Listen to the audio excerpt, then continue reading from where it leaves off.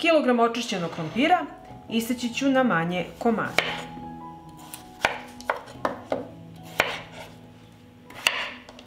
Evo ovako. I tako ćemo iseći sav krompir. Isečen krompir stavljam u šerpu. Sipat ću vodu da prekrije krompir. Stavljam krompir na kuvanje do gotovosti.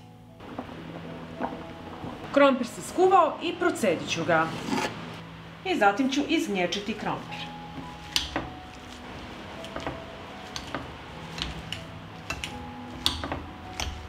Dodat ću 4 stupene kašike kukuruznog skroba i sve ću to promešati.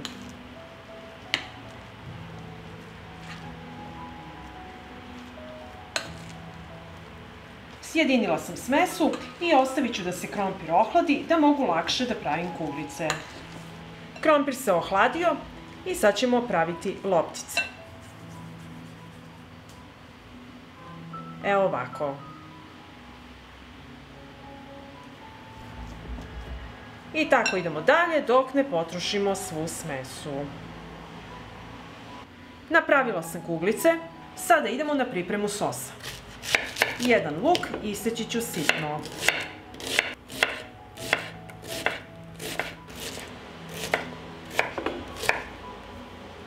Isekla sam luk i sada ću iseckati 4 čena belog luka.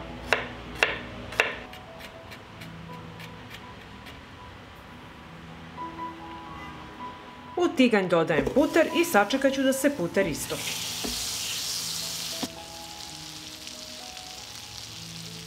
Na istopljen puter dodajem luk, beli luk i sve ću to propršiti dok luk i beli luk ne omekšaju. Kada je luk omekšao, dodat ću kašičicu ljute tucane paprike, supenu kašiku 9% sirćeta, dodajem i 100 ml soja sosa, sve ću to promešati i krčkati još 1 minut. Potrebna mi je jedna prazna flaša i sa vrhom flaše pritisnut ću ovako po sredini testa.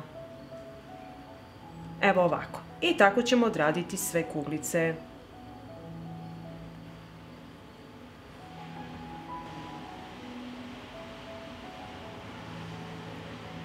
Pripremila sam kuglice od krompira i spuštam ih u sos.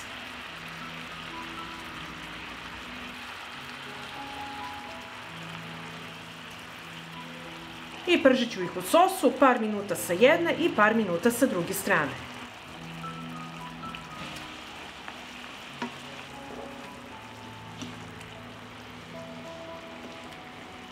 Kuglice su gotove i sada ću ih poslužiti.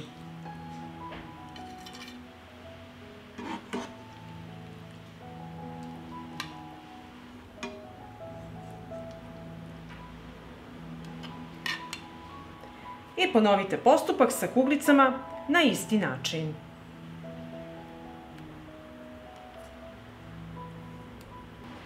I evo, poslužili smo naše kuglice od krompira.